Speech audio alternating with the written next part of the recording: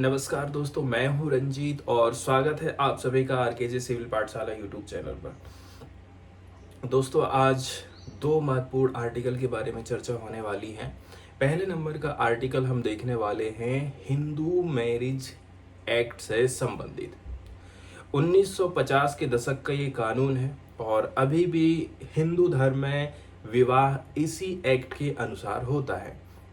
हाल फिलहाल में ये कानून चर्चा में रहा है क्योंकि मध्य प्रदेश के हाई कोर्ट ने एक जजमेंट दिया है जो कि ऐसा माना जा रहा है कि इस कानून की आपने गलत व्याख्या करी है।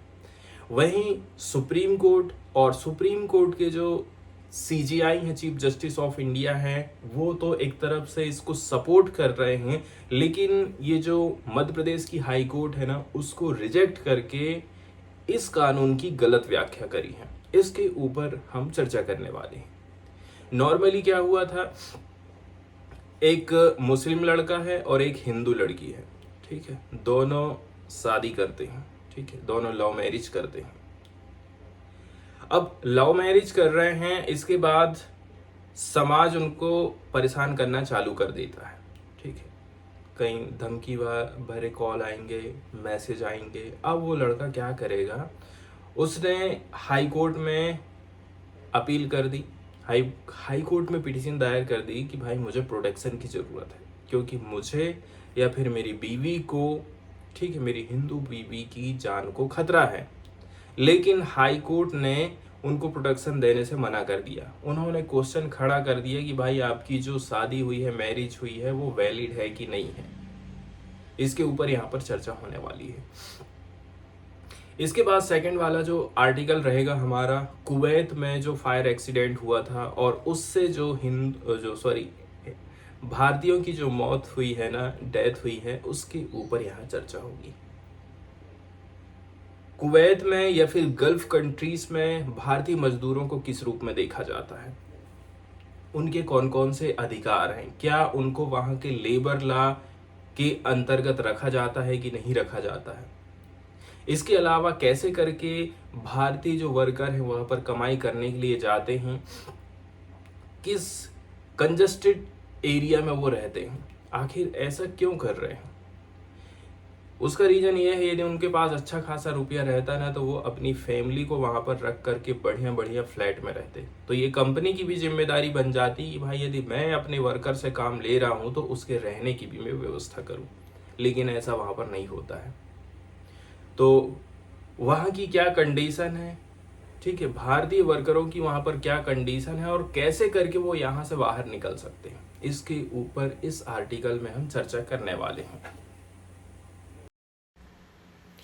तो चलते हैं आगे और देखते हैं इस आर्टिकल को, जो कि हिंदू मैरिज एक्ट 1955 से रिलेटेड है। 250 शब्दों में जो हमको आंसर राइटिंग करना है, उसकी लाइनें कुछ इस प्रकार से रहने वाली हैं, जैसे कि आप ऊपर ये लाइन देख सकते हैं। MP high court order goes against the very basis of the special marriage act. तो जो हिंदू मैरिज स्पेशल एक्ट है, उसका जो मूल तत्व है, वो मूल तत्व क्या है, उसके आपने एकदम विरुद्ध में अपना डिसीजन दे दिया है। MP हाई कोर्ट का जो डिसीजन है, स्पेशल, ठीक है, आदेश विशेष विवाह अधिनियम के मूल आधार के विरुद्ध में है। इसमें हमको 250 शब्दों में आंसर राइटिंग करना है। तो अभी हाल फिलहाल में देखा जाए तो एक मुस्लिम लड़का है और एक हिंदू लड़की है, दोनों लव मैरिज करते हैं। और इसके बाद से क्या होता है ना, उनको समाज वाले, मोहल्ले वाले या जहाँ भी जो लोग भी हैं, उनको परेशान करना चालू कर देते हैं, ठीक है।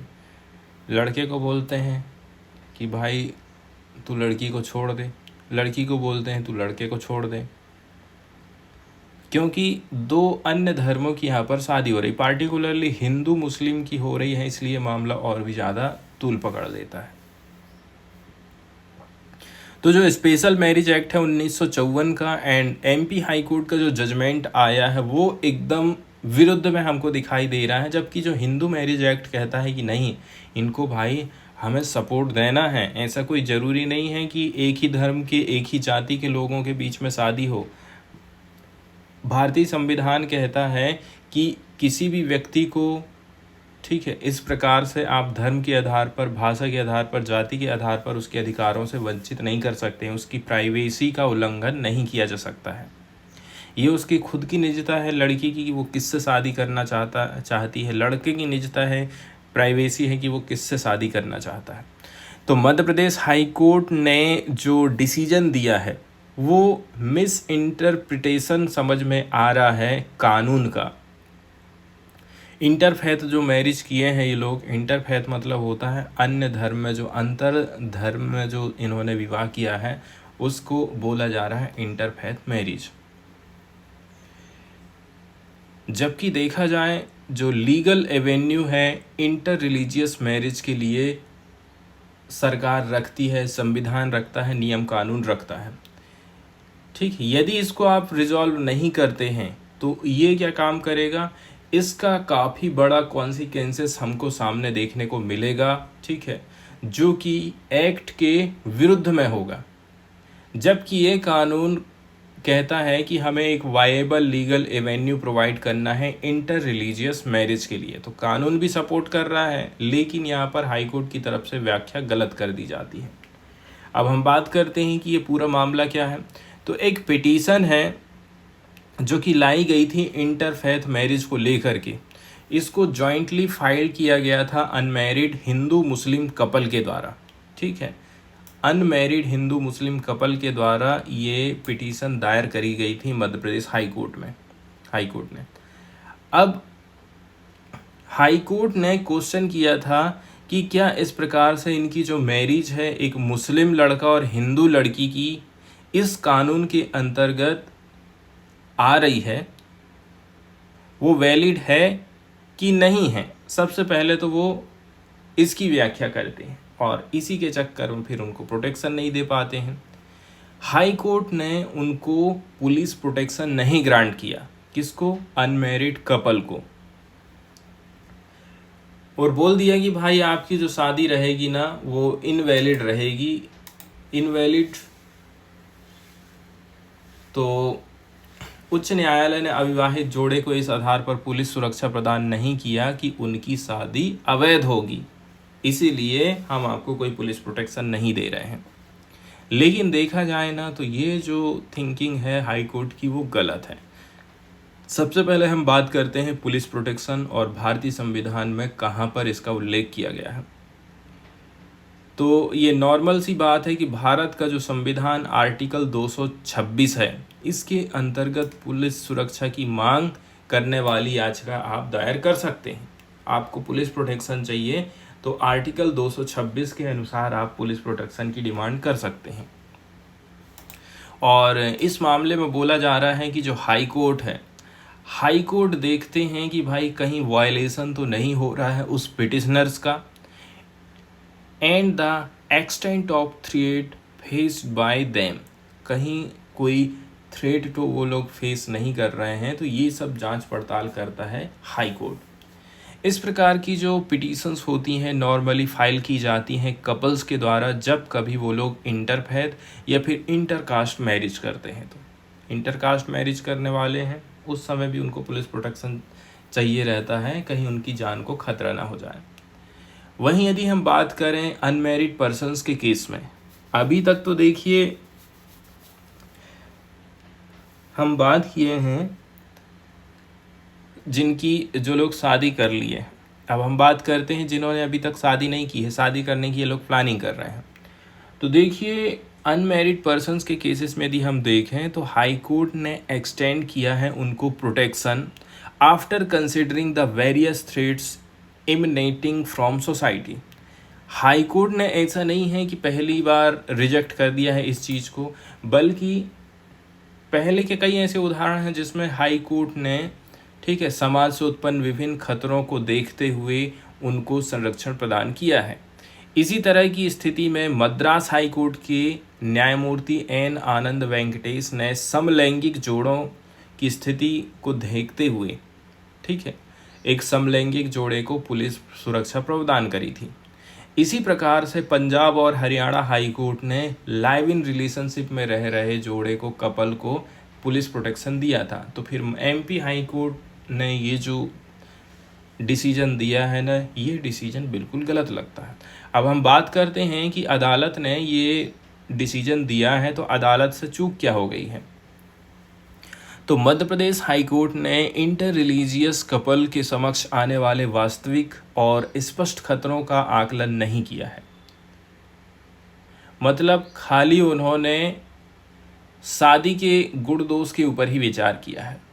यदि दंपत्ति ने अपना विवाह रजिस्टर्ड नहीं कराया है तो भी उनके संरक्षण के दावे पर आर्टिकल 21 के अनुसार लिया डिसीजन उनको दे देना चाहिए था। जैसे कि उन्होंने रजिस्ट्रेशन नहीं कराया है, शादी का शादी नहीं भी करी है, तो आर्टिकल 21 कहता है, ठीक है, कि भाई जीवन, लाइफ, इसको जीवन जीने का अधिकार है उस व्यक्ति को, ठीक है। तो थ्रेड से बचाने का काम करना चाहिए था यहाँ पर कोर्ट को आगे आकर के, लेकिन ऐसा नहीं हुआ है, ठीक है। अब हम बात करते हैं क्या ये जो डिसीजन लिया गया है हिंदू विवाह, जो हिंदू मैरिज एक्ट के विरुद्ध में लिया गया है, तो ये सही बात है। ये एक और गंभीर चिंता वाली बात यह है कि एमपी हाई कोर्ट द्वारा पारित आदेश स्पेशल हिंदू मैरिज एक्ट के जो मूल सिद्धांत हैं उसके विरुद्ध में चले जाता है। कुछ महत्वपूर्ण निर्णय लिए गए हैं, जैसे कि मोहम्मद सलीम बनाम शमसुद्दीन 2019 में सुप्रीम कोर्ट ऑफ इंडिया का एक डिसीजन आया था।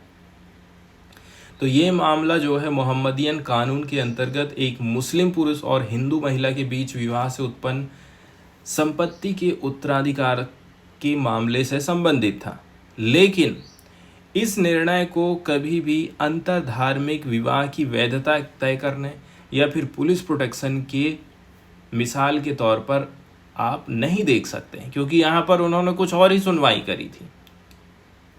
साथ ही साथ इस आदेश में अधिनियम की धारा 4 पर भी प्रकाश डाला गया था, ठीक है, जो कि प्रतिबंधित लेवल के रिलेशनशिप वाले व्यक्तियों के बीच विवाह को बाहर रखता है। इस प्रकार से भी इसमें कुछ डिसीजन लिए गए थे। अब हम बात करते हैं ये जो एमपी हाई कोर्ट का डिसीजन लिया गया है, इसके ऊपर यदि आप रिलायंस करेंगे, भरोसा करेंगे तो क्या होगा, ठीक है। कुल मिलाकर के ये जो है prohibition is entirely untenable and factually flawed as this provision only bars marriage between those who are related। कुल मिलाकर के ये जो कानून है, ये जो आदेश है, शादी को रोकने का काम कर दे रहा है, तो ये एकदम एक्सेप्टेबल नहीं है। लेकिन यहाँ पर हाई कोर्ट इस मामले में फेल हो गया है कि भाई इस कानून का ऑब्जेक्टिव क्या है। ऑब्जेक्टिव है कि जो मैरिज है लड़का और लड़की के बीच में, जो दो इंडियन नेशनल हैं, irrespective of faith with either party to marriage में प्रोफेस, कुल मिलाकर के जो विवाह है वो रुकना नहीं चाहिए, ठीक है। आप किसी भी धर्म के हों, आपकी शादी को नहीं रोका जाना चाहिए। अब हम बात करते हैं कि जो मॉडर्न इंडिया है और स्पेशल एक्ट को किस प्रकार से यहाँ पर देखा जा रहा है। कुल मिलाकर के देखा जाए ना, अन्य धर्म में शादी करना अभी भी खतरे की घंटी ही मानी जाती है। इतना आसान नहीं है, खास करके मुस्लिम धर्म के साथ में शादी करना। इंटरफेथ मैरिज, इंटरकास्ट मैरिज, ठीक है, ये आज के समय में बहुत खतरे वाली शादी हो गई है। इसके अलावा अभी जो मुद्दा चल रहा है वो लव जिहाद का चल रहा है। सरकार क्या काम करती है, जो राइट विंग अप्रोच है, राइट विंग वाले पॉलिटिशियन हैं, वो इस प्रोपोगेंडा को ज़्यादा से ज़्यादा फैलाने का काम करते हैं और ये डायरेक्टली जो है कॉन्स्टिट्यूशनल मोरालिटी को प्रभावित करता है। एक और चीज़ है जिसके ऊपर ध्यान देना चाहिए, वो है प्रायर नोटिस की। जैसे कि हिंदू और मुस्लिम को शादी करना है, तो यहाँ पर लड़की को अपना धर्म परिवर्तन यदि करना है ना, तो प्रायर नोटिस देना पड़ता है। तो ये जो प्रायर नोटिस दी जा रही है और इसके बाद फिर सामने वाले के ऊपर आप डाल दे रहे हैं कि वो आपको अनुमति देगा कि नहीं देगा। लेकिन अंतर जाति विवाह, अंतर अंतरधर्म वाला विवाह, इसके सपोर्ट में भी सुप्रीम कोर्ट ऑफ इंडिया के बहुत सारे जजेस आए हैं। जैसे कि सुप्रीम कोर्ट ऑफ इंडिया ने सैफीन जहान वर्सेस अशोकन 2018 की यदि हम बात कर लेना, तो इसमें भी सुप्रीम कोर्ट ने थोड़ा सा सपोर्ट दी थी कि भाई विवाह की जो प्राइवेसी है, वो प्राइवेसी को भी तो ध्यान रखना ज़रूरी है ना, और इसका कोई उल्लंघन नहीं कर सकता है। ठीक है, तो अंतरधार्मिक विवाह का एक केस चल रहा था 2018 में, सफीन जहान बनाम अशोकन की एम, तो उस समय में ये बात रखी गई थी। इसके अलावा भी DY चंद्रचूड़ ने भी बोला है कि भाई जो किसी भी व्यक्ति का जो इंटरनल मैटर रहता है, ठीक है, समाज की उसमें ज़रूरत नहीं पड़ना चाहिए, समाज से उसका कोई लेना देना नहीं होना चाहिए। वो ये उनकी अंतरंग व्यक्तिगत निर्णय हैं कि वो किससे शादी करेंगे। तो कुल मिलाकर के व्यक्तिगत स्वतंत्रता यहाँ पर इम्पोर्टेंट हो जाती है। यहाँ पर हम चर्चा करने वाले हैं दोस्तों इस आर्टिकल में कुवैत में जो फायर एक्सीडेंट हुआ है, और इसमें पार्टिकुलरली यदि किसी कंजस्टेड एरिया में बहुत सारे लोग रहेंगे और इस प्रकार की आग लग जाएगी तो उनका बचना बहुत मुश्किल हो जाता है। यहाँ पर लेबर लॉस की भी बात की जाएगी। यहाँ पर बात करी जाएगी कि कुवैत में कितने सारे माइग्रेंट लेबर रहते हैं, उसमें इंडियंस की संख्या कितनी है। यहाँ पर हम चर्चा करेंगे कि इस प्रकार से जो लोग बाहर कमाने के लिए जाते हैं उनको संगठित होकर के अपनी आवाज़ उठाना क्यों ज़्यादा ज़रूरी हो जाता है। पार्टिकुलरली यहाँ पर हमको 250 शब्दों में जो आंसर राइटिंग करना है, इसमें देखिए कुवैत में जो अग्निकांड की घटना हुई है इसकी जांच होना बहुत ज़्यादा ज़रूरी है। इसलिए ज़रूरी है क्योंकि ऐसी घटनाएं तो घटित होते रहती हैं, और आदमी क्या काम करता है, जो लोग चले गए हैं उनकी जगह में दूसरे लोगों को ला करके अपना काम चालू कर देता है। क्योंकि प्रवासी श्रमिक आबादी के लिए सुरक्षा सुनिश्चित करना कोई नहीं चाहता है, बल्कि क्या काम करते हैं, सेफ्टी की जगह में सोच लेते हैं कि हम दूसरे वर्कर ला लेते हैं। इसलिए इसकी जांच पड़ताल होनी चाहिए और जो लोग इसके पीछे हैं उनको सज़ा मिलनी चाहिए। तो देखिए हाल फिलहाल में हम देखते हैं कि कुवैत में, ठीक है, यहाँ पर आग लगी थी और इसमें 49 माइग्रेंट वर्कर की जान गई थी। इसमें ज़्यादातर जो वर्कर लोग थे वो इंडियंस थे। ठीक है, ये एरिया पड़ता है मंगाफ एरिया, अल अहमदी म्यूनसिपालिटी का क्षेत्र है ये कुवैत का। इसके बाद बहुत सारे जो एक्शंस हैं इमीडिएटली लिए गए थे ताकि इस आग को कंट्रोल किया जा सके। कुवैत के जो इंटीरियर मिनिस्टर हैं फ़ाहद अल यूसुफ अल सबाह, उनका कहना है ये जो जितनी भी फैटिलिटी हुई है ना, डेथ हुई हैं, ये सब लालची एम्प्लॉयर की वजह से है एंड बिल्डिंग ऑनर की वजह से है। दोनों के दोनों लोगों जो है ना इसके जिम्मेदार हैं। NBTC इसके अलावा उन्होंने अनाउंसमेंट किया था जो कंपनी ऑफिशियल हैं will be held criminally liable. Company के जो अधिकारी हैं, कंपनी के जो लोग हैं ना, कंपनी है ना, इसकी पूरी जिम्मेदार। क्यों? क्योंकि कंपनी यदि उनको अच्छे तरीके से फ्लैट वगैरह दे देती तो ऐसा क्यों होता। एंड जो ऑफिशियल ऑफ म्यूनसिपैलिटीज़ हैं उन्होंने were suspended for their failure to maintain building code. इसके अलावा म्यूनसिपैलिटीज़ की हम यहाँ पर बात करें, बिल्डिंग कैसी होना चाहिए, बिल्डिंग में क्या चीज़ की कमी रह गई थी, इन सब बातों को ध्यान में रखते हुए जो म्यूनसिपैलिटी के जो अधिकारी लोग हैं, ऑफिशियल लोग हैं ना, उनको सस्पेंड कर दिया गया है।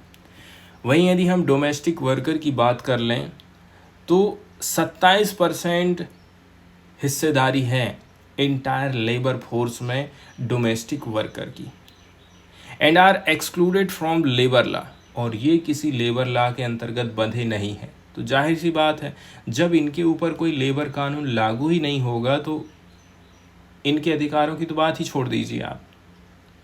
क्या मिल रहा है, कितना मिल रहा है, क्या खा रहे हैं, क्या पी रहे हैं, कहीं वहाँ पर शोषण तो नहीं हो रहा है, मारपीट, गाली गलौज, ठीक है, ये सब चीज़ तो उन्हें नहीं हो रहा है, इनसे कोई लेना देना नहीं, क्योंकि लेबर लॉ से इनको बाहर रख दिया गया है। ज़्यादातर मार्जिनलाइज सेक्शन के ये लोग रहते हैं, ठीक है। अब हम बात करते हैं, सरकार को इसकी जांच पड़ताल कड़े तरीके से करना चाहिए और आगे ये भी ध्यान रखना है कि इस प्रकार की घटनाएं घटित नहीं होना चाहिए, क्योंकि ज़्यादातर क्या होता है, सेफ्टी के ऊपर कंपनियां ध्यान नहीं देती हैं। क्या काम करती हैं, ये घटना घटित हो गई थी ना, एक काम करते हैं, दूसरे लोगों की भर्ती कर लेते हैं, फिर कुछ होगा फिर दूसरे लोगों की भर्ती कर लेंगे। वो फालतू पैसे यहाँ पर खर्चा नहीं करना चाहती हैं। इसके अलावा जो कफाला सिस्टम चलता है, कफाला सिस्टम जो यहाँ पर चलता है ना, कफाला सिस्टम को डिसमेंटल करने की ज़रूरत है। कफाला सिस्टम के अंतर्गत कॉम्प्लेक्स ऑफ लॉस आते हैं, ठीक है। कुछ कुछ प्रैक्टिसेस ऐसी हो जाती हैं, वो ये इंश्योर करते हैं, ये जो स्टेट हैं एंड जो citizens hold all the power while individual migrant are treated as temporary even if the dependency on their labor is near permanent। देखिए, राज्य मतलब वहाँ की सरकार और वहाँ के सिटीजन, इनके पास में तो पावर है, लेकिन जो इंडिविजुअल माइग्रेंट लेबर यहाँ पर काम करने के लिए आए हैं उनको टेम्पररी के तौर पर हमेशा से ट्रीट किया जाता है। जबकि लेबर के मामले में इनके बिना उनका कोई काम नहीं चलेगा। इसके बावजूद भी आप देखेंगे ना, जो पावर है वो किसके पास रहती है, सरकार के पास रहती है और वहाँ के लोगों के पास में रहती है। इनके पास में कोई पावर नहीं रहती है। अब यदि हम बात करें कुवैत में, ठीक है, यहाँ पर फॉरेनर्स लोग 70% रह गए हैं इसकी 4.3 मिलियन की आबादी में। बाकी यदि हम rest of the GCC state की बात करें, जैसे कि सऊदी है, यूएई है, कतर है, बहरीन है एंड ओमान, ये जो 6 स्टेट हैं ये होम माने जाते हैं 35 मिलियन माइग्रेंट वर्कर्स के, accounting for 10% of all international migrants. मतलब जितने भी देश दुनिया में काम करने के लिए जाते हैं उसका 10% हिस्सेदारी यहीं पर रहती है। कहाँ कहाँ पर, एक तो कुवैत हो गया, सऊदी अरब हो गया, यूएई हो गया, कतर, बहरीन एंड ओमान, सबसे ज़्यादा लोग यहीं पर काम करने के लिए जा रहे हैं, 10% उनकी हिस्सेदारी है। एंड इसमें से इंडियंस लोगों की यदि हम बात करें तो काफ़ी बड़े पैमाने पर लार्जेस्ट पैमाने पर इंडियन लोग यहाँ पर कमाई करने के लिए जाते हैं। अब हम बात करते हैं, यदि हम इमीडिएट कंसर्न की बात करें कि किस कंडीशन में ये लोग रह रहे हैं, तो ज़्यादातर आप देखेंगे भीड़ भाड़ वाले एरिया, असुरक्षित और ऐसा एरिया जो कि उनकी हेल्थ के लिए अच्छा नहीं है, इस प्रकार के श्रमिक आवास में ये लोग रह रहे हैं। ऐसा क्यों है? ऐसा इसलिए है क्योंकि इनके पास में पर्याप्त पैसा नहीं रहता। पर्याप्त पैसा रहता तो ये लोग अच्छे अच्छे फ्लैट में रहते। कुछ साल पहले जब कोविड-19 महामारी आई थी, पूरी दुनिया एकदम इससे हिल गई थी। तब जीसीसी काउंसिल में जीसीसी वाले जो राज्य हैं, इन श्रमिक आवासों में वायरस के प्रसार को रोकने के लिए संघर्ष करना पड़ा था। क्यों? रीज़न यही था, जैसे कि आज ये कंडीशन हुई है, छोटे से एरिया में ढेर सारे लोग रह रहे हैं। तो आप कोरोना की महामारी से सीख नहीं पाए हैं, आपको वहाँ से सबक लेना चाहिए था। देखिए, अब हम बात करते हैं वर्कर लोगों के लिए यहाँ पर किस प्रकार से ला है। देखा जाए ना तो कुवैत में कुछ स्टैंडर्ड बनाए गए हैं वर्कर के एकोमोडेशन को लेकर के। जैसे कि कुवैत के लेबर कानून के हिसाब से यदि हम देखें, ऐसे एम्प्लॉयर जो कि गवर्नमेंट कॉन्ट्रैक्ट में लगे हुए हैं, जैसे कि एनबीटीसी की हम बात कर रहे हैं, तो इसको प्रोवाइड करना चाहिए था सूटेबल हाउसिंग, या फिर हाउसिंग नहीं दे रहे हैं तो आपको 25% का अलाउंस देना चाहिए था वेज का, if they earn the minimum ways of KD 75, ठीक है, या फिर 50% if paid above the minimum wage. वहीं यदि हम बात करें कि यहाँ पर यदि आपको अच्छा खासा जीवन व्यतीत करना है कुवैत में, तो आपके पास में कम से भी कम 200 वहाँ की रुपये होना चाहिए पर पर्सन के हिसाब से, ठीक। इसमें रेंट नहीं है। तो जो extremely low value place, low value है, इसी के चलते चलते जो लेबर है क्या काम करते हैं, इस प्रकार के घरों में रहना चालू कर देते हैं, जबकि ये जो लेबर है यहाँ इस देश की इकोनॉमी को चला रहे हैं। वहीं कफाला सिस्टम की यदि हम बात करें, कफाला सिस्टम अलग इनकी हालत ख़राब कर दे रहा है। यहाँ पर भेदभाव हमको देखने को मिलता है cost of living and minimum wage के अंतर्गत। Particularly one of the critical control factors आ जाता है कफाला सिस्टम का।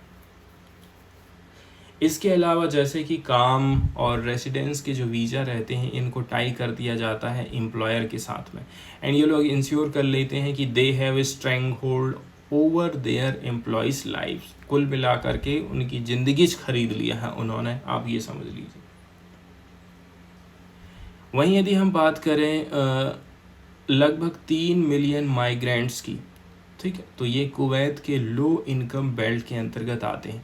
इसका मतलब ये है absolute dependency on the employer for accommodation. जाहिर सी बात है, मेरे पास में पैसा नहीं है तो मैं अब उसी के ऊपर निर्भर हो जाता हूँ कि भाई मेरा जो मालिक है वो मुझे घर प्रोवाइड करेगा, रहने के लिए फूड देगा, ट्रांसपोर्टेशन की व्यवस्था देगा।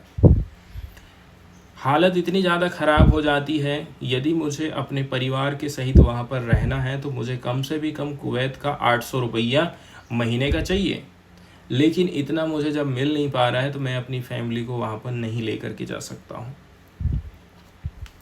नॉर्मली देखा जाए मंगाफ की जो ट्रेजेडी हुई है वो टेक्निकली रूप से इलेक्ट्रिक शॉक सर्किट के चलते चलते हुई है, लेकिन जो रूट कॉज है वो डिफरेंट निकल कर के सामने आने वाला है यदि इसकी जांच पड़ताल अच्छी तरह से होती है तो आखिर आने वाले समय में क्या चीज़ बेस्ट हो सकता है, जैसे कि बेटर सेफ्टी चेक है।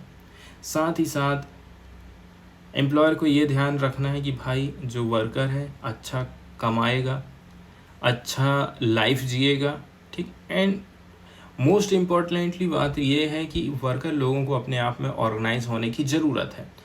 Then they would have had a collective voice to air their grievances and demand better treatment. इससे क्या होगा, हम हमारी डिमांड रख सकते हैं, भाई मेरे को सैलरी अच्छी मिलना चाहिए, मेरे को खाना अच्छा मिलना चाहिए, मुझे रहने के लिए आपको बेहतर क्वार्टर देना पड़ेगा। इस प्रकार की डिमांड यदि आप कर सकते हैं, यदि आप एकजुट हो जाते हैं तो।